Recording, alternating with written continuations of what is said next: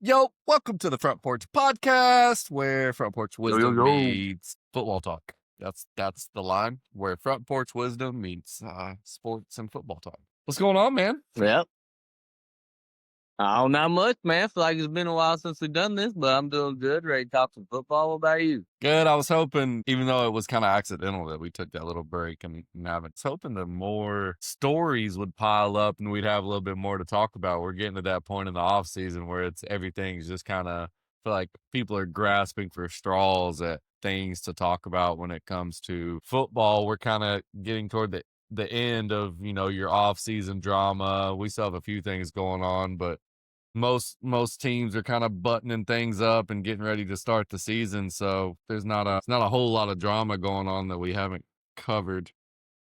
Yeah, now this is definitely the dead water season. A lot of talk shows are taking a week or two off. Like this is the time in between OTAs and then the time in between the training camps. We've kind of got all the trades done. We've got all the news, all the you've kind of talked every point out at this point. Now we're just waiting on training camp to start so we can start, who's going to be the starters, how's this guy looking, start getting some more stories. But yeah, we're definitely dead in the water right now as far as NFL stories go. Yeah, I mean, I was looking at like just some Tennessee Vols news earlier, and it's gotten so dry that I watched like a 30-minute video that was recapping a podcast, and they were talking about, is Joey Aguilar going to be the starter? I mean, obviously he is. It was like, I mean, people are just grasping for straws, looking for anything to talk about. Yeah, well, that's why we just kind of talked about this before we got started. But I think it's kind of good. We've been beating around the bush as far as wanting to get into fantasy football talk, and a lot of people do their drafts either end of August or middle of August, beginning of September, whatever. But we're creeping up. Yeah, we're creeping up on fantasy football time. So I thought it'd be kind of a fun topic to discuss right off the bat. So I'll kick it off. I kind of got two questions for you. And we'll keep this. I know you do the dynasty. I know that's kind of your big thing, and we can obviously talk about that too. But for kind of single season people, I think that's most the fantasy football people out there, kind of season by season deal. For sure. Yeah. So in that aspect, I got two questions for you. Number one, how do you look at building a team? Or do you go best available? Do you like to go receivers early, running back? Like what's kind of your thought process on building a team? And then on top of that, we can tie it all in together. But if you have the number one overall pick this year in a regular season fantasy football draft, who are you taking and why? I hate having the number one overall pick. That is my least favorite pick. I've been screwed year after year. 100%. A lot of people are going to take, best available, whoever is, if you pull up like a cheat sheet, whoever is literally number one on that cheat sheet, a lot of times you're going to get like your Christian McCaffreys and stuff like that. And I've just been burnt so many times. So I actually, when I have the number one overall pick, I take more of a safe route. The past couple of years, I haven't had the number one pick, but my strategy the past couple of years, because I've fallen either middle of the pack or towards the end, has always been wide receiver, then running back, because a lot of the running backs come off the board pretty early. I think if I have an early pick, it always just kind of depends on the scope of where we're at in football. Sometimes I feel like the NFL is chock full of really good running backs, and they're a dime a dozen. And sometimes I feel like it's chock full of wide receivers that are a dime a dozen. We're getting a pretty good mix, I think, now. I still think that wide receivers are a safer pick than running backs.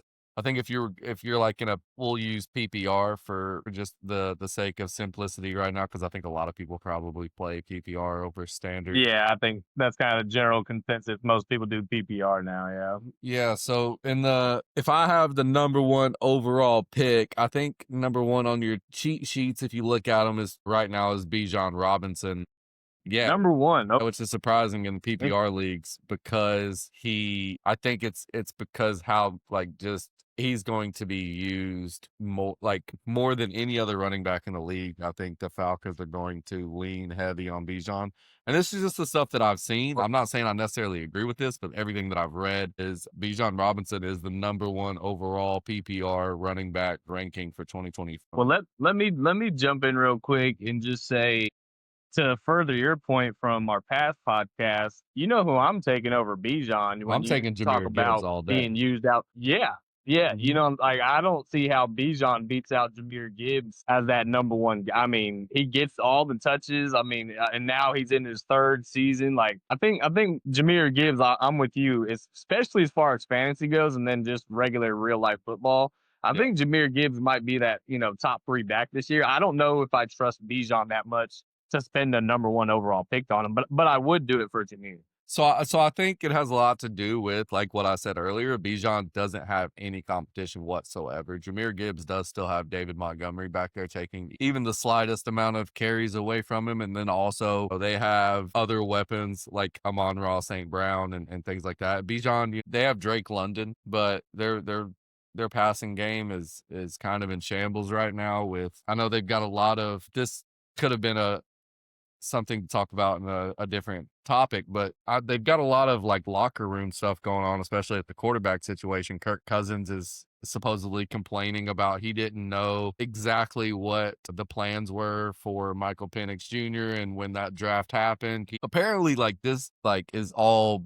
brand new news to Kirk Cousins. He did not know that Michael Penix Jr. was going to be taking his spot this year as full-time starting QB. So that being said, you've got some locker room things going on with the passing game at the Falcons, which I think, in a young quarterback like Michael Penix Jr. and having, one of your best target really is Drake London.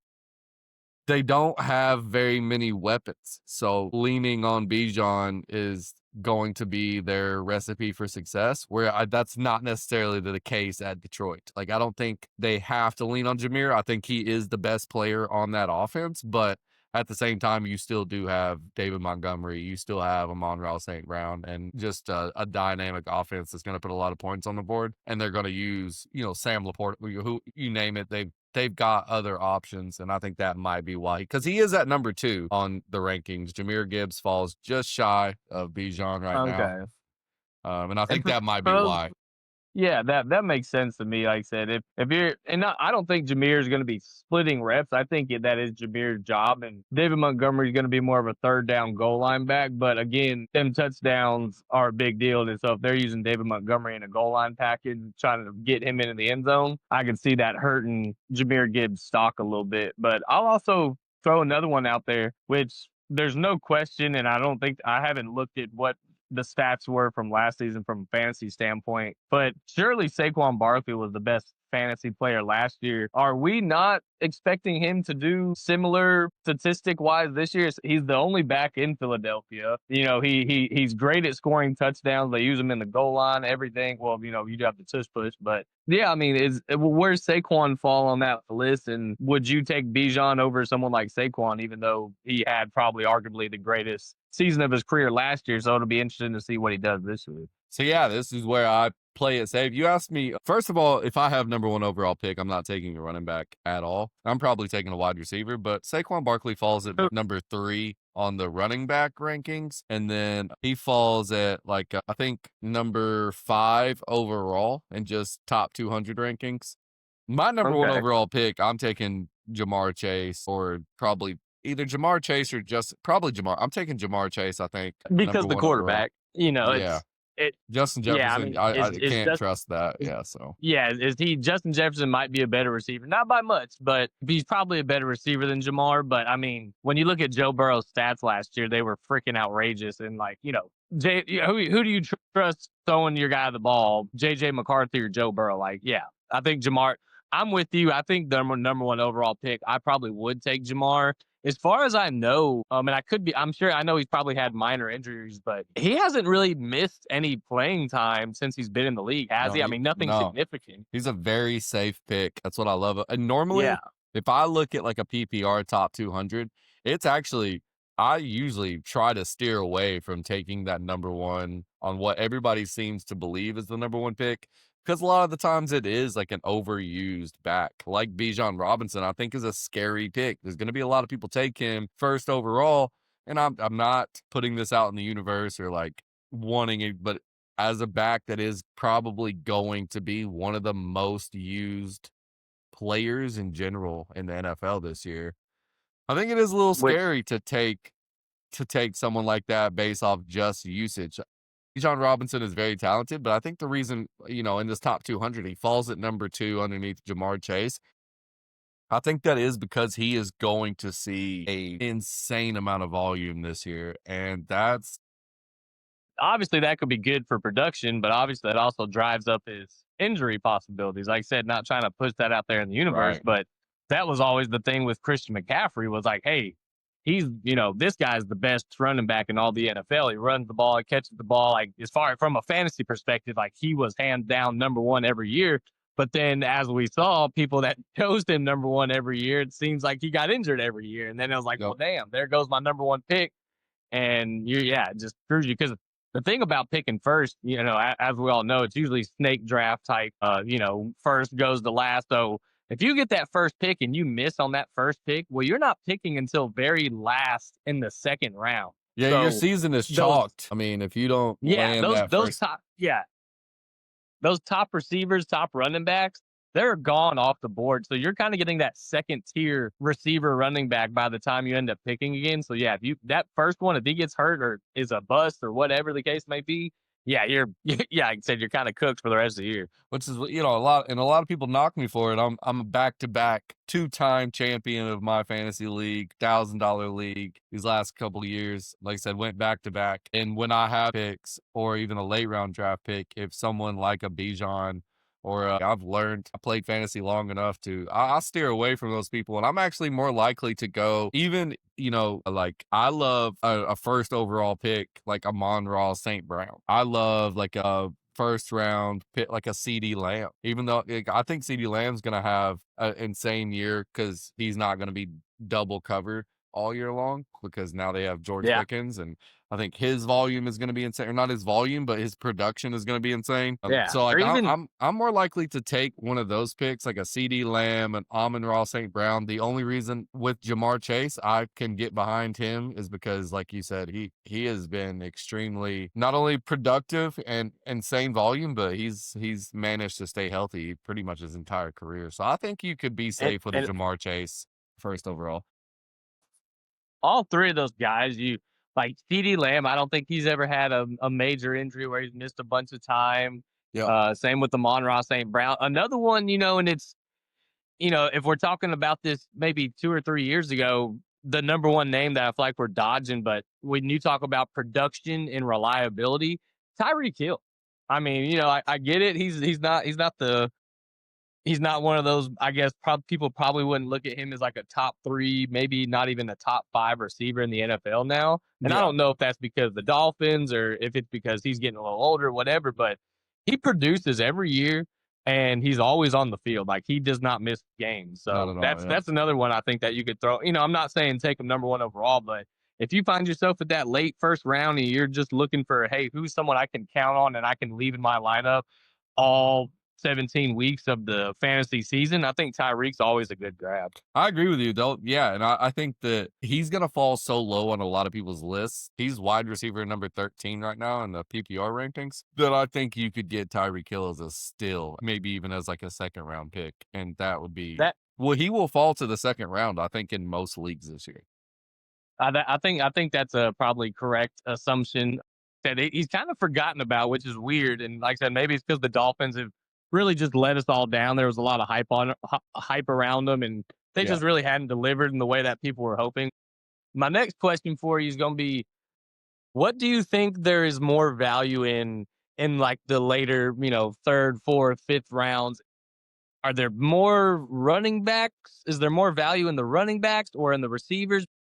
Think that kind of has to play into your thought process on who you're grabbing as well. Obviously, you want to take best available. You don't want to overthink it and skip on a guy because I'm going running back this round or something like that. Right. But like once the running backs go, are there still kind of sleeper guys that you can grab up and get better value at, or is it better to go ahead and kind of load up on those top running backs early, and then there's always some sneaky wide receivers that like what's your thought process on that? There's arguments for both, right? So I think that if you happen to grab both your wide receivers early, I don't think you need to panic and try to go like wide receiver, running back, and make it too complicated. I think you're pretty safe right now the way the NFL is and the talent we have in the NFL right now. I think you're pretty safe to just do whatever you want. If you want to go running back, you could absolutely go, say you have like the 5th pick. If you have the 5th overall pick, like you're still super likely to land a Saquon Barkley. And so say, if you want Saquon at number 5, you could take him. Or if you want Amon-Ra St. Brown at number 5, you could probably take him. And even Jahmyr Gibbs is probably going to fall down there to like the 5, 6, 7 range in the first round, which I think is crazy. In my league, Jahmyr Gibbs is not falling that low, but in a lot he will. So I think let's lay it out. Say you take 2 wide receivers back to back, you end up getting like Amon-Ra St. Brown, and then you get next round you get let's say Drake London. I think you're safe to start targeting a running back in the 3rd round, and you could look at like a James Cook, who a lot of people let fall super low, but he had the most touchdowns out of any running back in the NFL last year, I believe. Yeah, I if think he not, he was led the one of the top. NFL in touchdowns. And Yeah. then, and then even if you fall even lower than that, you start looking at people like Joe Mixon, who at the Texans has an insane amount of volume. Alvin Kamara usually falls pretty low.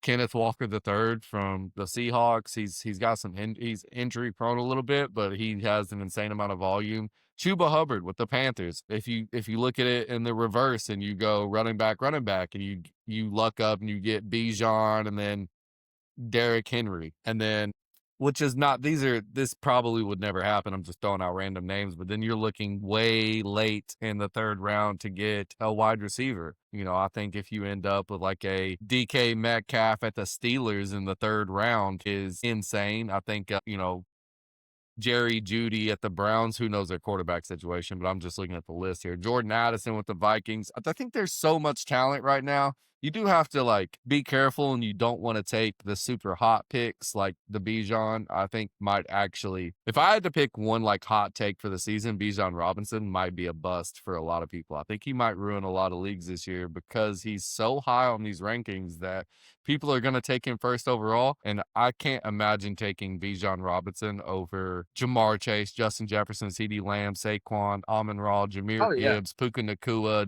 Devon Achane. A lot of these people to me are much more safer picks, but I think you're pretty safe this year. Some people go running back. Some people go wide receiver. I think you could do whatever you want to this year with how the NFL looks.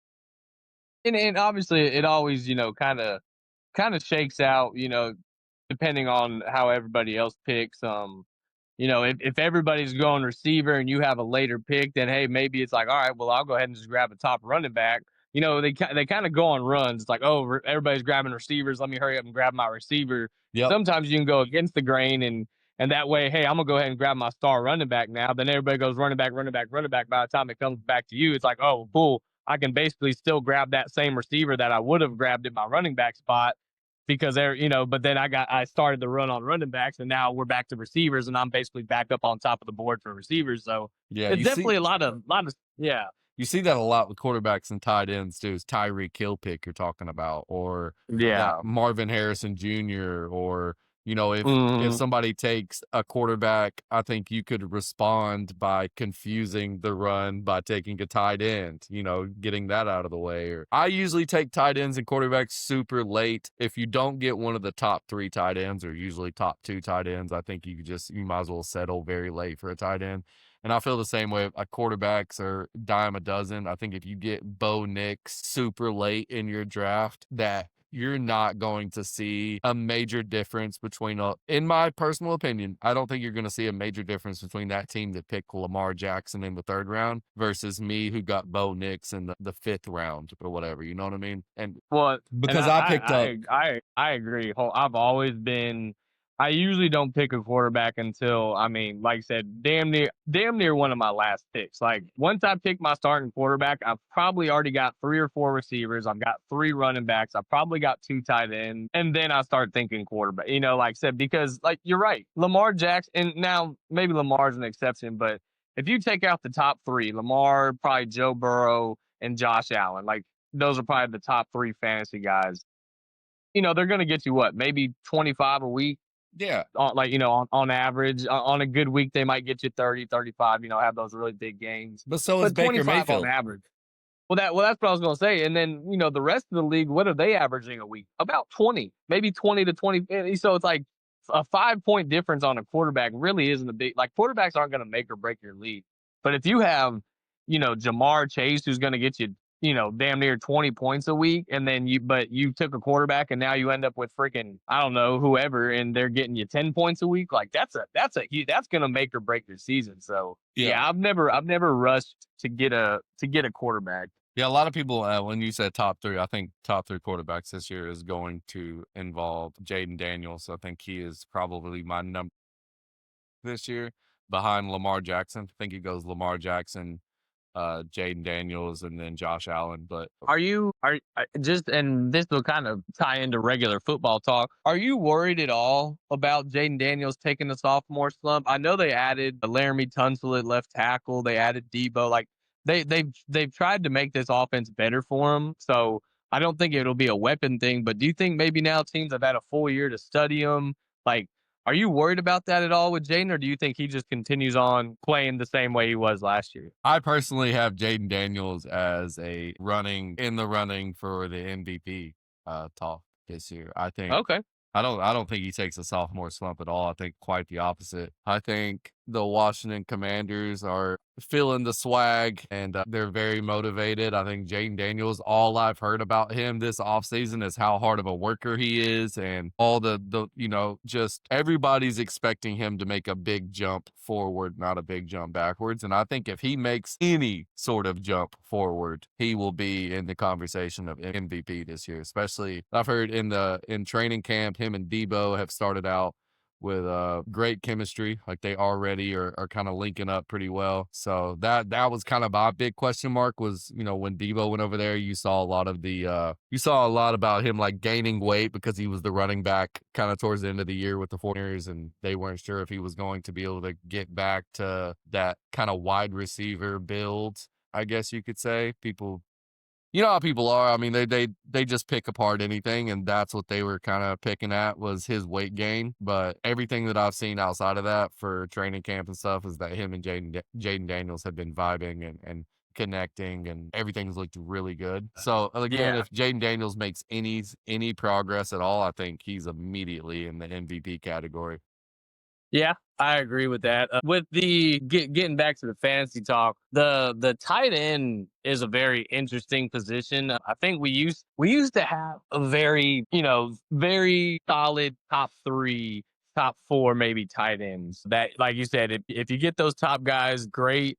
But if you don't, then it kind of doesn't matter who you end up with because they're all going to be kind of similar. I mean, it used to be Travis Kelce, Mark Andrews, George Kittle. And now we're really starting to see a shift in the tight end balance. Like, I don't think Travis Kelce is going to be a top 3 tight end taken off the board. I mean, unless someone's just kind of not paying attention to the football world. But anybody that knows football, I don't think would not take Travis Kelce top 3, probably not even top 5. So who are those top 3, maybe top 5 guys that you think are the top heavy tight ends? Because I do place a lot of really good value in getting one of those top tight ends because it is such a crucial position and there's so few of them. I'm okay with taking a tight end in like the 3rd or 4th round if that guy's still sitting there and you're like, hey, you know what? I'm not loving any of these receivers.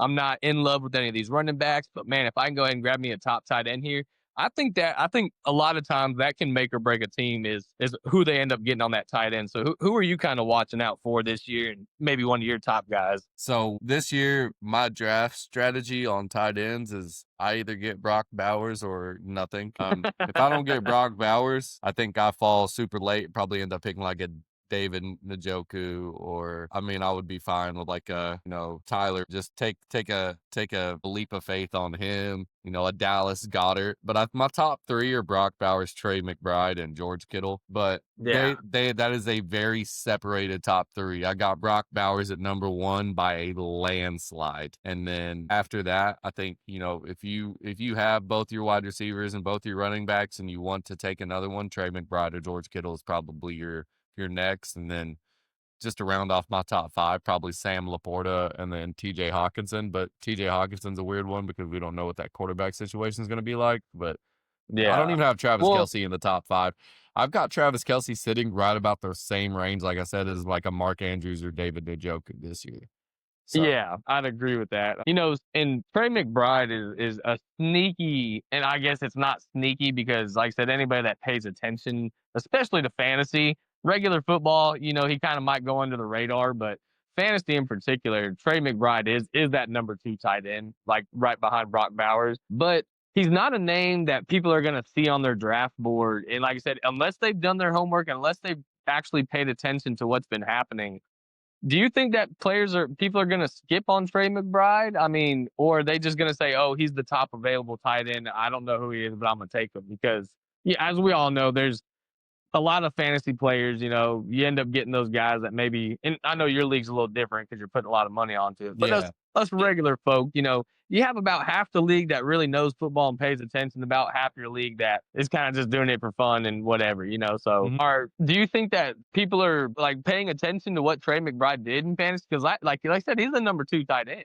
And Yeah. that, to me, that's a great draft pick at the 4th or 5th round if you can get him. Do you think that he's a guy that's kind of gone under the radar just because he's not one of those big names like I said, your George Kittles, your Sam Laportas? Like, people don't, when they see Trey McBride, they're not thinking, "Oh, that's a steal in the 4th or 5th round." Yes, I don't know. So there's a couple different answers to that. I think people that don't pay attention at all, they're going to take like a Travis Kelce or a Mark Andrews or even maybe a Zach Ertz if they really don't pay attention over a Trey McBride. But there's also going to be people that are scarred by not necessarily a sophomore slump, but you see tight ends pop off, and then like last year, a great example is Sam Laporta. I think there's going to be some people, and none of this has anything to do with Trey McBride, but a lot of people took Sam Laporta extremely early last year because of his production the year before. He was the number 1 tight end coming into last year's fantasy rankings.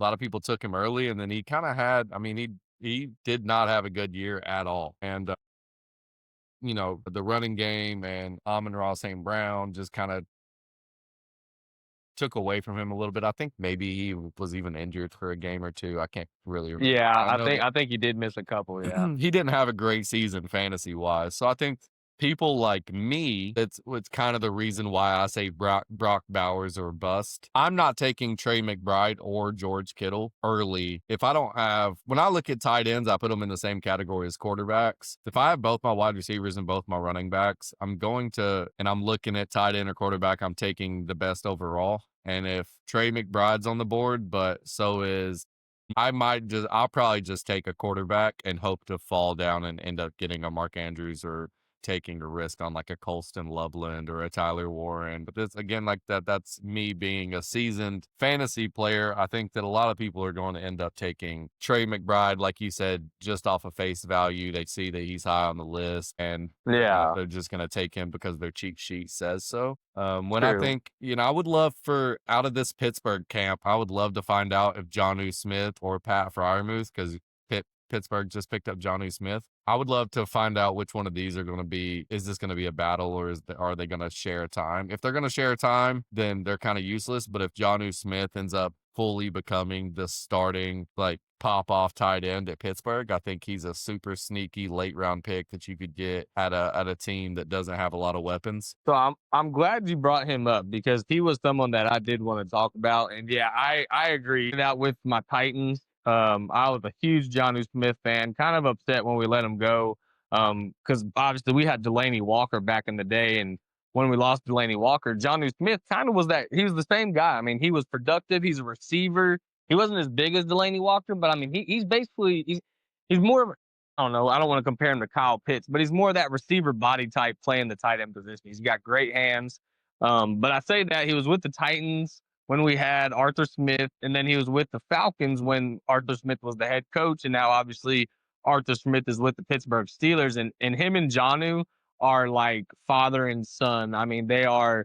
Jonnu Smith thinks so highly of Arthur Smith. Arthur Smith thinks very highly of Jonnu Smith. So I do think that Jonnu gets a lot of.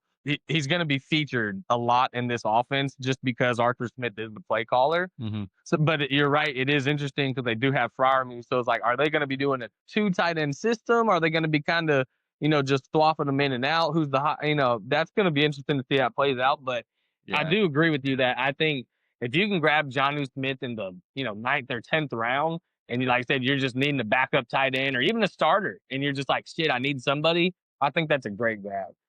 I'm gonna go pee real quick, and then I'll come back and comment on that point. So yeah, I love the coach tight end relationship knowledge that you brought to that. I actually wasn't super aware of that relationship that Jonnu Smith and Arthur had. That makes it that much more interesting with the tight end situation at the Steelers. I still think I'm still sketched out by it. Like, to pick Jonnu Smith as my tight end number 1 would be scary. I think he's going to fall low enough, him and both Pat Freiermuth. I would take Jonnu over Pat, but as my tight end number 2, and then hope that they pop off. Another person that falls into my tight end number 2 that I would love to get in a late round as like a risky pick that might end up, I think, like has a possibility of popping off and being a tight end number 1 out of nowhere this year is Darren Waller. Darren Waller come out of retirement and is at the Dolphins now as their tight end number 1. I think that's super interesting. He's a former tight end number 1. He's was great in fantasy when he was doing well. Oh yeah. I think it's a very interesting. Yeah, you could have used a first round pick on Darren Waller and nobody would have second guessed. Yeah. He's falling. He's falling all the way down to number 22 on the tight end rankings. So there's a chance in a lot of leagues he might even go completely undrafted. And yeah, I would love to have him on the bench just in case he comes back as Darren Waller that we know. I think would be insane. Yep. I mean, yeah, that last pick of the draft is always kind of just like a bucket. Let's just put someone on the team and maybe they pop off, maybe they don't. It's my last pick. My team's already full. But yeah, if you could grab him, because obviously the Dolphins got rid of Jonnu Smith. Well, yeah, they got rid of Mike Gesicki like 2 years ago, and now Jonnu Smith. But so he is their starting tight end, though, correct? I mean, I don't think they have anybody else. That is the starting tight end number 1, Darren Waller. Yeah. So, I agree with you. He's someone that I've been keeping my eye on as well. Like I said, it's, coming out of retirement. He hadn't played in it's been 2 years, I think, or something, or a year maybe, took off. Yeah. But yeah, so that'll be interesting. But yeah, I mean, if he, and obviously in that Mike McDaniel's offense, like if he would have went anywhere else, I don't think we'd probably even be talking about him. But the fact that he went to the Dolphins, I think that is probably a perfect fit for him to have sort of a rejuvenation of his career. And I think Mike McDaniels is going to find great ways to use him. Because you got, Tyreek and we got Jalen Waddle, Devin, you got so many guys to worry about. I think that he's just going to be that kind of sneaky, consistent guy that Tua finds, kind of his comfort blanket when, hey, the play's broken down. I can't find Tyreek. Where's Jalen? I don't know. But, there's Darren Waller. And just boom, he's just Mr. Reliable. So, yeah, he could end up having a pretty nice fantasy year. Yeah, the amount of weapons on that team outside of him, I mean, including like Chan, and there's so many things to worry about on that offense. And I know last year they kind of fell flat and people had them a little bit higher or doing a lot better last year. And a lot of it's got to do with Tua, his injuries, and they're going to have to. He's got to stop running the ball or put a metal box around his head or something. Got to keep that man healthy or start to look at moving on to a more traditional quarterback. I don't think I don't think a dual threat like quarterback like Tua, I don't think they need anything insane. They need Tua to be a game manager with the amount of weapons they have. And if he could just go out there and manage the game and not try to do too much, the Dolphins offense will be everything it's supposed to be. If he goes out there and tries to do too much, then we're going to see the same result as last year. And every player on the Dolphins is going to be a no-go in fantasy for me. Like I said, outside of Darren Waller, picking him up to go on my bench just as a wild Yeah. card. We can go ahead and roll right into kind of the next point. I feel like we've hit a lot, pretty much every major position Yeah. outside of defense and kicker. But quarterbacks, two separate conversations here. Same conversation, but separate conversations. A lot of these talk shows, we were talking about how there's not a whole lot to talk about right now in the NFL. So they're all coming up with just crap to talk about. And the big topic that I've been seeing going around every single talk show is who's the best quarterback in the NFL? Like maybe who's your top four? I think everybody knows it's Patrick Mahomes, Lamar Jackson, Josh Allen, Joe Burrow. However you want to rearrange those. So I'd be kind of curious. We don't got to spend too much time on it, but what's your sort of ranking as far as those four specifically? Just kind of where do you have them shaken out in real life? And then who's your top guys in fantasy? I know that me and you don't care too much about the quarterback position, at least not getting them super early.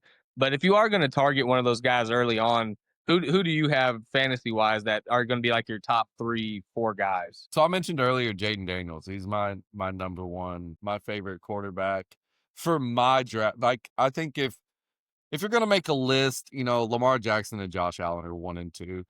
Just the way that I draft, I'm not targeting them because there's no way that I end up taking them over somebody else if we're specifically talking about fantasy. I'm targeting Jaden Daniels and praying that I get him in like the 5th round. I think that's an insane scoop. Outside of that, yeah, I think so. My top 5 are Lamar Jackson, Josh Allen, Jaden Daniels, Jalen Hurts, Joe Burrow. Which is the ESPN top 5 as well. Is it? Okay.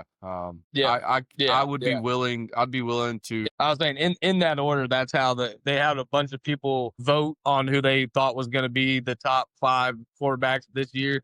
And that was the exact Lamar Jackson, Josh Allen, Jaden Daniels, Jalen Hurts, Joe Burrow, 1 through 5, just like that. Okay. I was going to say, I'd be willing to put Joe Burrow and like alternate Jalen and Joe Burrow 4 and after that, like I don't know. I don't like taking a Patrick Mahomes in fantasy much because his name carries so much weight. I feel like he goes pretty early. Like I wouldn't be surprised if Patrick Mahomes goes before Jaden Daniels, Jalen Hurts, or Joe Burrow in a lot of leagues just because. Yeah.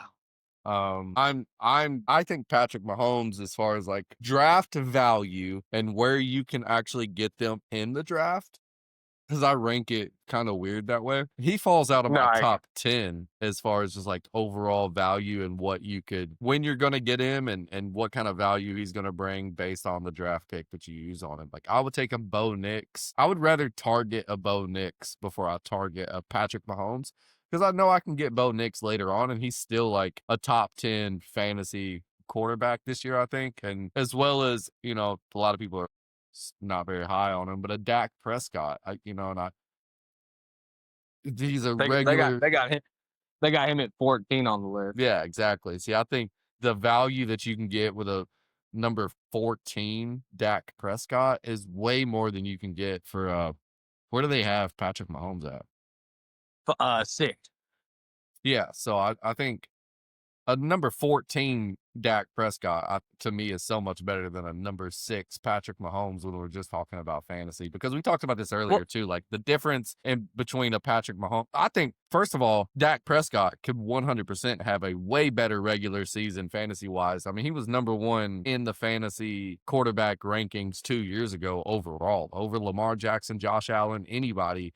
Dak Prescott was the number 1 quarterback 2 years ago, and he could be this year. It's hit or miss with him, but I think you have a better chance at getting your value out of that pick over taking Patrick Mahomes. And I think if you don't get Lamar Jackson, Josh Allen, or Jaden Daniels, you wait until round 5 or 6. Yeah, well, we do have a surprise guest speaker here with us today.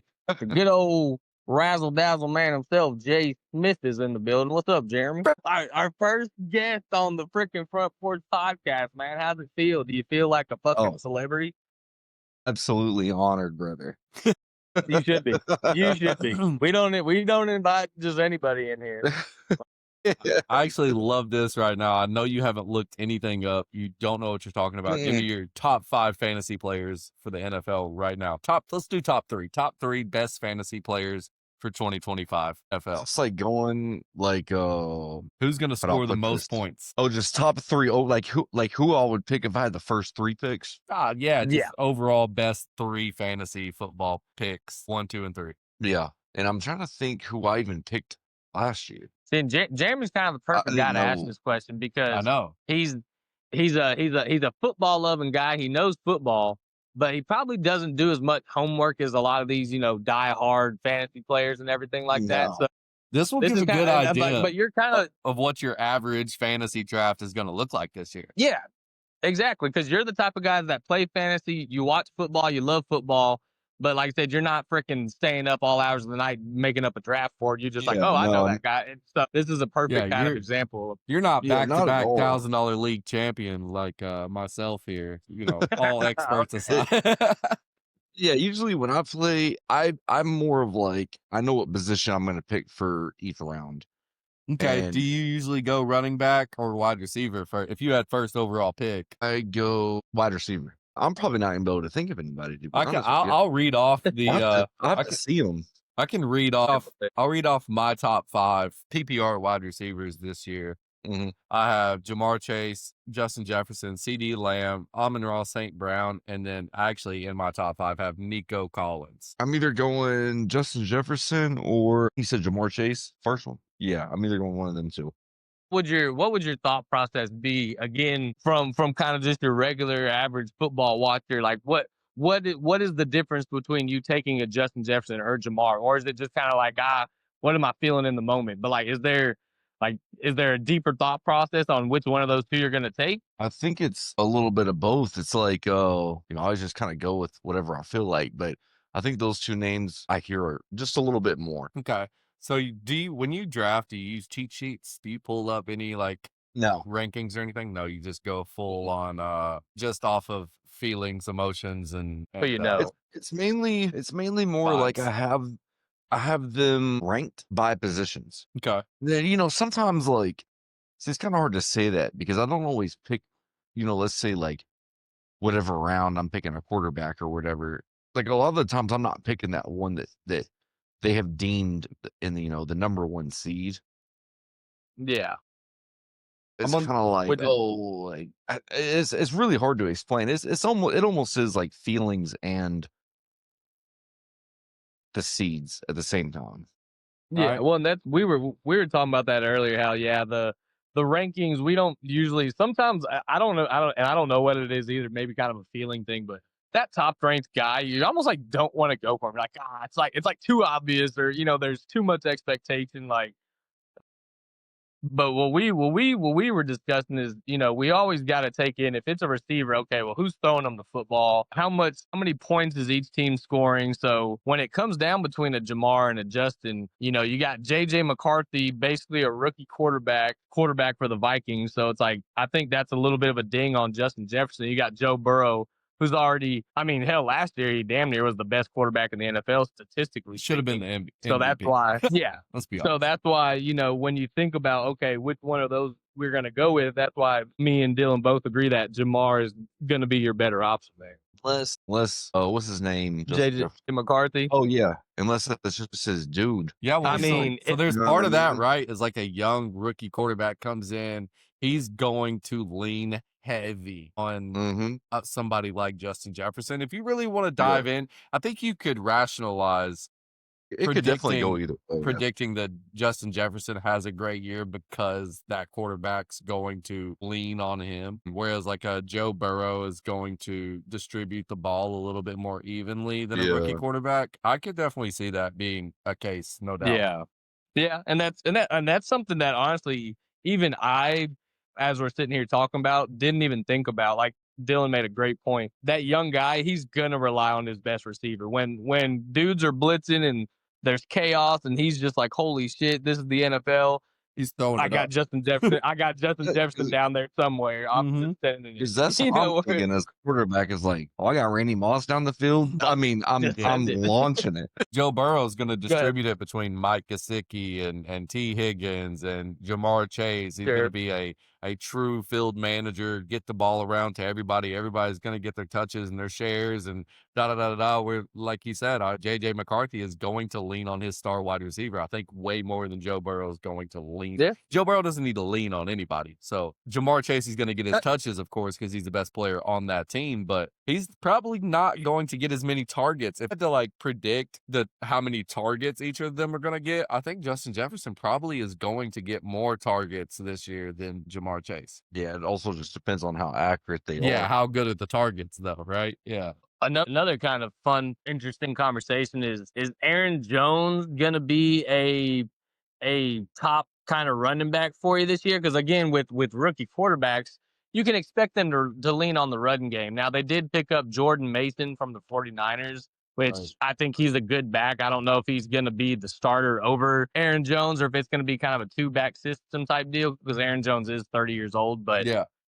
Are the Vikings running back going to be someone that is maybe a little higher on your board specifically because of the young quarterback situation, or are you not taking that into account as much? So it depends on if you're talking about PPR or standard. I always have Aaron Jones really high on standard leagues because touchdowns are king in standard leagues, and Aaron Jones is a touchdown demon. And that's true. Every year is in the top 3, top 5 straight touchdowns. So I always have Aaron Jones pretty high in standard leagues. In PPR, usually he falls a little bit farther because he's not super involved in the passing game. So yeah, just I don't know. To answer your question, no, I don't really take into account the quarterback situation, or at least I didn't until now. That's a good point you brought up, and I think for sure affects their ranking a little bit. But I think they're far enough down on my list where they're not going to make leaps and bounds as running backs based on the quarterback. But yeah, to answer, I mean, but that brings up the good point of like the difference between PPR and standard. Aaron Jones for sure is high. I think he's a great pickup in a standard league if you like as a running back 3, keep him on your bench. Well, kind of on that same lines, if you are doing a standard league, which I don't know many people that do, but if you are, I think another one of those top running back that you should be targeting, maybe not as your 1 or 2 guy, but probably number 2, but David Montgomery. We talk, we're so high on Jahmyr Gibbs and everything, but I can see David Montgomery kind of being that Aaron Jones type where it's like, hey, he's not going to get you a lot of yards or a lot of points, outside of the end zone, but when it comes down to scoring touchdowns, they're going to use, and David Montgomery's still a great back. So from a standard league perspective, I think David Montgomery's probably going to be probably a top 10 running back in a standard league this year. Yeah, he falls right around Aaron Jones territory for me. In a standard league, I'm still taking Jahmyr Gibbs over him, obviously, because the Lions have such a dynamic offense. They don't really find themselves a lot of the times in short and goal situations. Goal situation, yeah. They get the touchdown within that 20-yard increments. Like they're just a big play team. Jahmyr Gibbs, Amon-Ra St. Brown, Sam Laporta. And that's another thing. Sam Laporta takes away. I still think he's one of the best red zone tight ends in the NFL. And he's a chain mover. They look towards him. I think they're more willing to look towards Sam Laporta than they are David Montgomery when it comes to moving the chains. That's kind of weird, but not normal on every other team, but on this specific team, they have, I think, chosen Sam Laporta to be that chain mover. And I think that's why I predicted Jahmyr Gibbs to be the best back in the NFL this year, is because I think David Montgomery is going to take more of a back seat than what people realize based on them leaning on Sam Laporta for those red zone situations. Yeah. They're straying away from a 2 running back system to a 1 running back and then a utility running back system that's what it's going to be. They have a strong number 2, but it's clearly, it used to be 1A, 1B. Now it's 1A and 2. Like that's what it is. So to kind of change the conversation, I got a question for our guest speaker, Jay Smith. What's up? I'm sure you're probably not aware of this, but I'd love to get your take. The Bengals have a new starting quarterback, and I'm curious. Do you think that this is a good call, a bad You call? said the Bengals. And I don't even know if you're aware that they have a brand new starting quarterback, and it's actually Anakin Skywalker. We know that good old regular old Joe. He ain't got an MVP, but is Anakin now that he's really just fully let himself go into the dark side? Is this going to be a new quarterback that we're seeing? Have you seen Anakin Skywalker dressed up in the Joe Burrow's uniform? Go ahead. He's for sure start. Go ahead and Google That's Joe for sure. Burrow And then haircut. By the way, have you seen the haircut? I have not, but he's definitely forcing a dub for the Super Bowl. I don't know if you can do a side by side of Anakin and Joe, but I mean it is so accurate. Yeah, I mean I'm sending you a picture of Anakin. Here, but, I'm dude, gonna pull it up is, on the stream. I don't know here. if you send me a picture of Joe Burrow or Anakin Skywalker. I can't tell. Well, it is Anakin. So there's if you want to look at my stream, Germ, there's the side by side comparison right there of I mean that is Anakin. Which one? Honestly, what I think could really be the deciding factor, the Chiefs had, they won the Super Bowl. Travis Kelce had one of his best seasons with Taylor Swift in the press box. If we can get Padme in the press box, I think that we're going to see I mean, and I'm not trying to, put any bad juju out in the air, but if Anakin's mother gets killed again, I mean, we saw what he did. I mean, he just started slaughtering people. The women and the children, too. The women, the children, the dogs, the grasshoppers. He killed everything.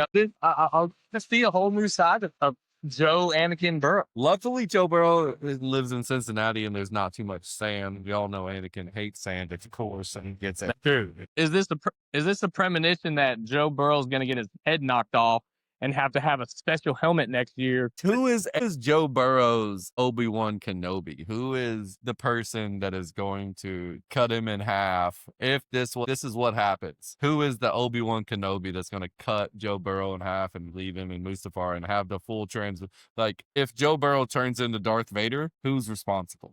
Well, I think the answer is pretty obvious. It's Josh Allen.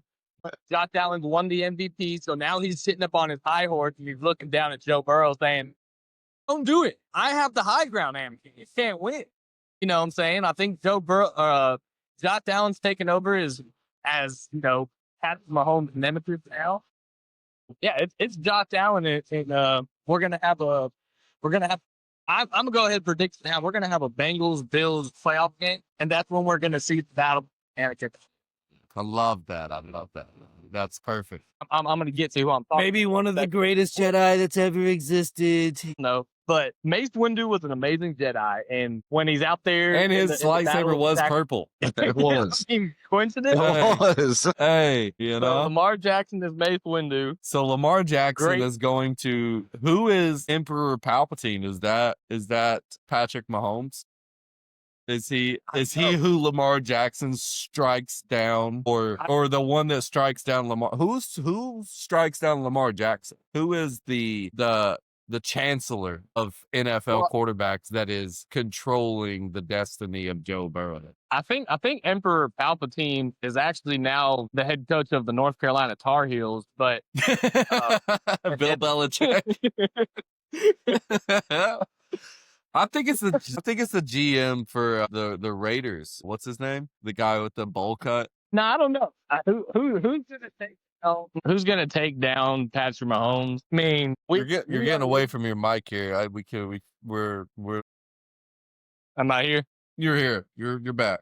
Okay. Well, I was gonna say we're right now with Patrick Mahomes. We're living in the 70s of the Star Wars era. Okay, we've seen episodes 4, 5, and 6, and we don't know what 1, 2, and 3 is gonna be. Right. We don't know who's gonna end up being Darth Vader and taking over the universe. Oh, we know. Right now, we just know that Patrick Mahomes is it.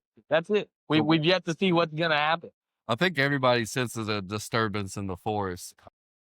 Joe Burrow has risen to the top right now as the shining leader of the Jedi, aka Anakin, and he's not getting the respect he deserves.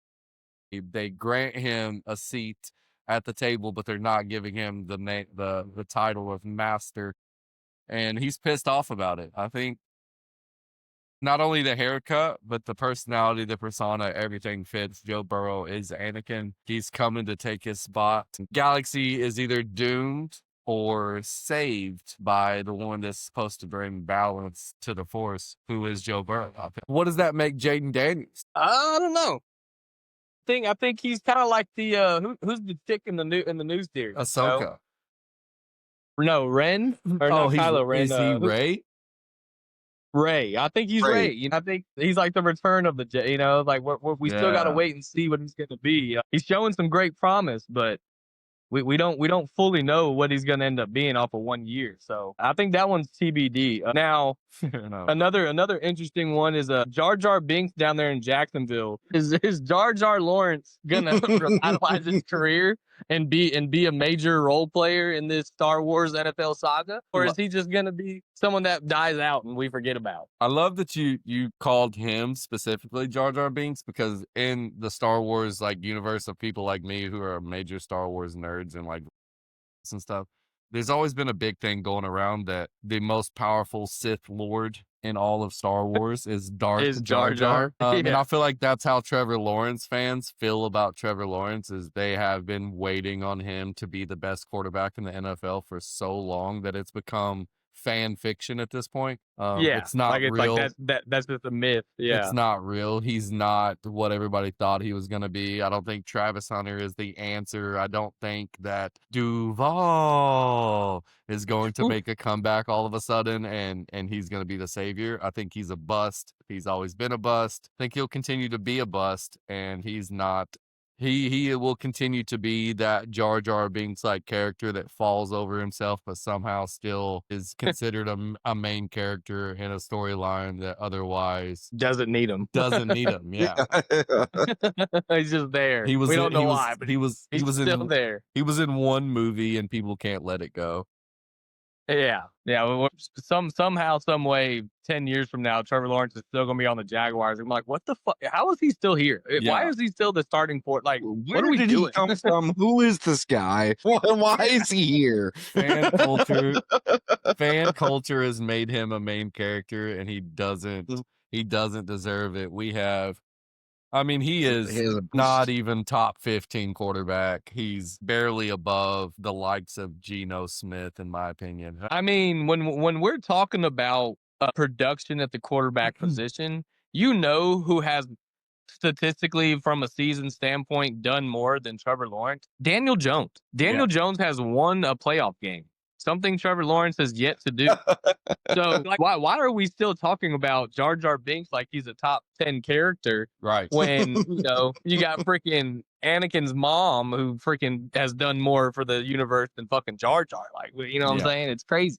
Yeah, I've got a background character in Justin Fields at the New York Jets, leaps and bounds above Trevor Lawrence. I've got Drake May, an unproven, maybe the next Jar Jar Binks, but right now I got him above Trevor Lawrence. I've got Jordan Love, leaps and bounds above Trevor Lawrence. CJ Stroud, JJ McCarthy, kind of in that same category. Baker Mayfield, Bo Nix, Kyler Murray, Brock Purdy, Caleb Williams, Justin Herbert, you named. I've got Dak Prescott, some other quarterbacks, Jared Goff, Matthew Stafford.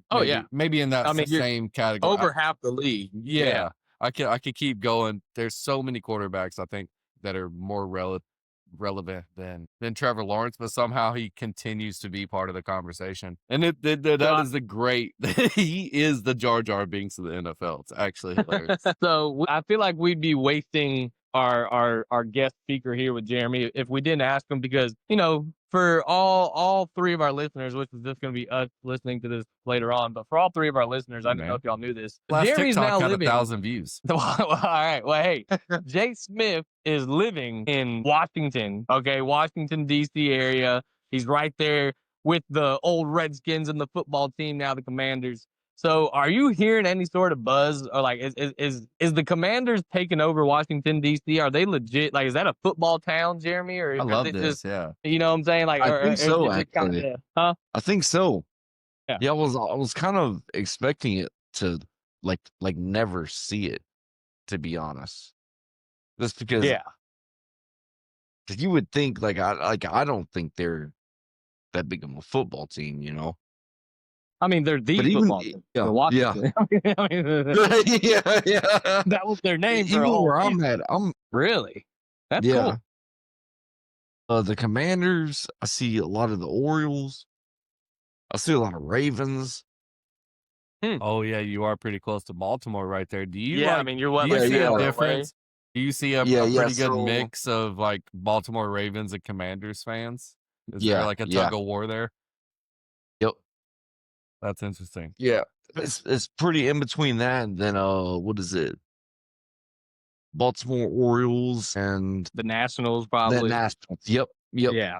After living That's there, like the four things that I see for the most part. after living there for a while, if you had to pick a hometown team that you're going to root for, are you going Ravens or are you going Commanders in this new young team that, I mean, I'm the going Ravens. Commanders. Yeah, okay. Very. I love that. I actually Yeah. love that. I like the Ravens a lot, but I like what the Commanders No, are that's how doing. I am too. Is like, I mean, I think I like the Ravens more, but I got the if I Ravens winning the Super actually- Bowl this year, so yeah, Well, and you know, and it's kind of the whole. Is it a coincidence that the Commanders got good when Jay Smith came into town? I mean, where everybody's talking about Jaden Daniels, but I'm not hearing any talk about Jay Smith and what he's brought to this city. You know what I mean? So it's kind of perfect timing that you show up when Jaden Daniels show up, and somehow the two of y'all. You know, I hate that everybody keeps giving him all the credit, but now it's a legit town. It's a legit team. So yeah, I think the Commanders are the perfect fit for you. I mean, you know, you kind of made them what they are, essentially. I wasn't gonna say anything, but I am the starting quarterback, the starting running back, and the starting wide receiver. I think we just came full circle on Jeremy's answer to who he's taking with his top 3 picks in the fantasy draft. And Jay Smith, a running back. I like it. I think you can't go wrong there. Yeah. I like it. I like it. So I want to get your comments on a few major headlines in the NFL right now, just from somebody outside of the universe here. I know you haven't read any of this. I can just go ahead and tell the viewers that he has no idea what's going on and anything I'm about to say. How do you feel about Kirk Cousins? He made some comments about feeling misled by the Atlanta Falcons regarding their draft plans for Michael Penix Jr. And he feels like he got cheated out of a starting position. You think Michael Penix Jr. deserves the starting position as a draft pick over Kirk Cousins? Kirk Cousins. No. No. Nope. They should start Kirk Cousins and bleed him dry. He's only got about a year left. Michael Penix Jr. is kind of the future. Do you think they bleed Kirk Cousins dry and let Michael Penix Jr. learn behind him, or just go ahead and rip the Band-Aid off and go ahead and throw Michael in there? My bad. What team did you say this was for? Atlanta Falcons. Yeah. Oh, Falcons. Falcons are starting fresh. Starting fresh. running Go ahead and Penix run. Jr. Go ahead and run Michael in there. Mm. Okay. But they got a pretty young team with Bijan Robinson, who actually right now is the number 1 fantasy PPR running back in the league, and then Drake London's kind of their leading wide receiver choice. Do you I think? think it definitely. I don't know what's up. Do you think that they would benefit from the veteran presence of Kirk Cousins, or you think it's just better to go ahead and start this young team? And They got to start the young team. okay, Yeah. I agree with Jeremy. And to just chime in and say that maybe Kirk Cousins is upset and feels misled and that he thought he was going to be the starter. Well, they paid a lot of money for him. They gave up draft capital. The plan was for him to be the starter. And yes, they did draft Michael Penix Jr. 7th overall in his first year with Atlanta, but I think the goal was to have a, sort of Aaron Rodgers, Jordan Love type situation, maybe have Michael Penix sit for 2 or 3 years. And it all depended on Kirk Cousins. Like, hey, if you're going to come here and give us a chance to win a Super Bowl, I think he's the starter again this year. But what we saw from Kirk last year was, and I get he was coming off an injury and all that stuff, but he just wasn't it. He's not a guy that you're going to win a Super Bowl with. So if you're not going to win a Super Bowl with him, like Jeremy's saying, start fresh. You got a new young team. Go ahead and let Michael Penix, hopefully he's going to be your future. Let them all fucking battle it out. okay, I like You that. got Yeah, you no, got like I'm with you. like a Yeah. veteran and a rookie. Let them battle that out in preseason. Yeah, my only argument to that is we saw how beneficial it could be for a young quarterback to learn behind a veteran. And Jordan Love being so patient for so many years behind Aaron Rodgers. And that carries me into my next question for you is how do you feel about Aaron Rodgers leading the Pittsburgh Steelers and their whatever they got going on over there? They let Justin Fields run away. They got rid of Russell Wilson. They didn't know what they wanted to do. Last podcast, me and Travis covered it pretty well on what we thought about Aaron Rodgers. And what do you think about old man Aaron Rodgers coming into the Steelers? He's got another year in him. Is he going to fall on his face? Is this the year the Steelers finally get over the hump and win more than one playoff game? Or what do you think? Aaron Rodgers Signed a very short contract. I think it might have only been even 1 year or something. 1 year deal, Yeah. you know, kind of like Qui-Gon Jinn, one movie, you know, that's it. Yeah. We'll see what happens. I think that's another team that needs to start afresh. I agree. To be honest with you, like How fresh? New head coach fresh or head coach. their head coach right now, Mike Tomlin, has never had a losing season ever. And he's been there since 2007. But he's also he barely has any playoff wins. He's regular season, great, but cannot win. He has a playoffs winning record, but he doesn't win when it matters. enough. Yeah. So But You can go fucking 10-4 every year and be happy. But it's like you're putting asses in when seats. you when you gonna actually win important games? So I think the argument for Mike Tomlin is that the teams that he's putting into the playoffs should not be in the playoffs. So he's overachieving. That's how good of a coach he is he's taking an average team and he's taking them to the playoffs every year. But because they're actually not a very good team, they don't win in the playoffs. But because he hasn't had, Ben Roethlisberger hasn't been a Super Bowl contending quarterback then by probably 2017.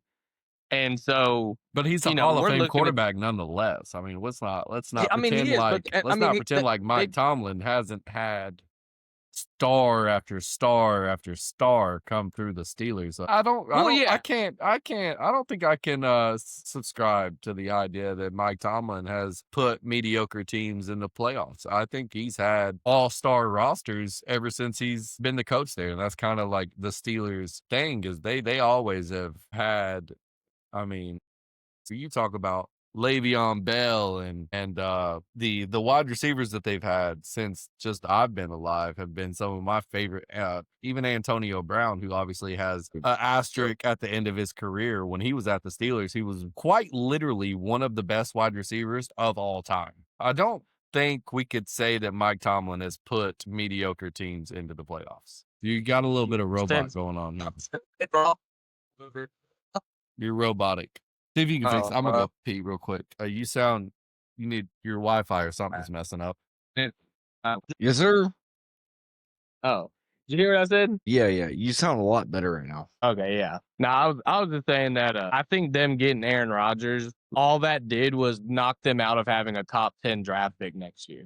So it's like I think they're going to win enough games to be okay and be in the playoff contention. But then it's like, okay, but you're not going to win a Super Bowl. And all you did was lose out on potentially getting a young, great quarterback because this next draft's supposed to be really good with quarterbacks. So it's like that's why I hate the pick. I don't think they should have taken Aaron Rodgers because you're not winning a Super Bowl and he's probably going to win you 3 or 4 more games, maybe 5 or 6 more than you would have won without him. And so your draft stock just plummeted for next year. And I'm not saying that teams should be tanking for the draft, but you know what I'm saying? Like you didn't have to sign Rodgers. Yeah. You know, like there's moves you can make to where it's like, hey, we're not going to make this move because we're not trying to win 5 or 6 more games and still miss the playoffs or still miss the Super Bowl. Like Aaron Rodgers is not that guy that's going to come in and win you a Super Bowl in 1 year. He ain't. No. I said last podcast too. At least not at this point. Maybe in his prime. Sure, yeah, of course in his prime. Yeah, but when was his prime? Because the only time he's won a Super Bowl was in 2011. That's 14 years ago. He ain't been back. He ain't even, I mean, I guess he's been close to being in a couple NFC championship games, but like, you know, we always think and talk about Aaron Rodgers like he's one of the greatest quarterbacks of all time. And maybe he is talent wise, but he's not production wise in the playoffs when it matters. So It's true. yeah, I don't like the Steelers pick up, but I agree. It'll be, I think they need to get rid of Mike Tomlin. Not because he's a bad coach, but I think both sides have run their course. I think Mike Tomlin's done as much as he can for the Steelers. The Steelers have done as much as they can for him.